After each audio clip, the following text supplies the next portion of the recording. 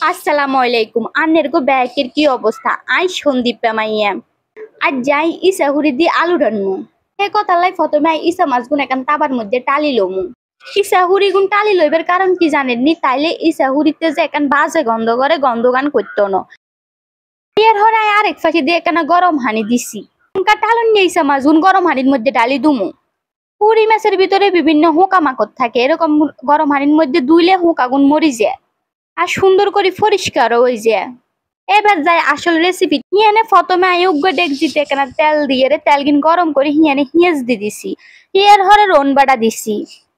পুরি মাছের তরকারিতে কেনা হিঁয়াজ, টমাটো, লাল মরিচ বাড়াই দিলে খাইতে স্বাদ লাগে। তো এবার ইয়ে না টমাটো দিয়ে কেনা লাড়ি চাড়ি দুমু মশলা গিন। হিয়ার হরে ইয়ে নাই কৌগুয়া কাঁচামরিচ দুমু। কাঁচামরিচ দিবার হরে এবার গুঁড়ো মশলা কিন দি দুমু। ইয়ে মরিচের গুঁড়ো দুটো বাড়াই দিছি। হিয়ার হরে হলদের গুঁড়ো দিছি।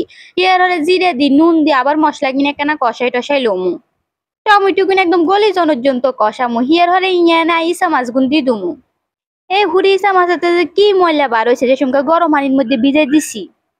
হেতালে বালা করে পরিষ্কার করি রাইন তোলে কেনা গরম পানিত ভিজাই দিবে না নেরা। হিয়ার হরে মশলা কিনের লগে হুড়ি মাছ গুনে কেনা কতক্ষণ লাড়ি সারি ইয়ে রান্ধি লমু। ইসা হুড়ি বুটের ডাল দি রাইনলো স্বাদ আর যায় আলু দি রাইনতে এসি। এর হলি শাক দিও এই ইসা হুড়ি বহুত মজা লাগে। হে গিনের রেসিপি অন্য একদিন দুমানের করে। তো এবার এগিন বালা মতো কষি গেলে ইঞ্জানের মধ্যে আলু গিন দিয়ে দিছি। আলু গিন দিয়ে কেন বেশি করে লাড়ি সেরি দুমো আবারও। তাতে মশলা গিন উলুট পালুট এর আলুর লগে লাগিছে। এর বড্ড দি ঘুরি দুমু। ঘুরি দিবার হরে কতক্ষণ হরে উল্টাই এর ইয়েনে কেনা হানি দি দুমু।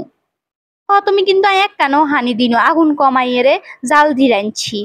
হানি দিবার হরে ইয়ের আবার উল্টে এর ইয়ে আরেক কানা হানি দিতে হইব, কারণ বেগিন টানি গেছে। এবার হানি দিয়ে আলুগিন সিদ্ধ হইলে নামাইলম। কি যে স্বাদ হয়েছে খাইতে আন্নের করে কি কমু আর। আন্নেরও চাইলে এরকম করি ইসা হুড়ি দিয়ে আলু রান্দি খাই চাইতেরেন, বহুত স্বাদ।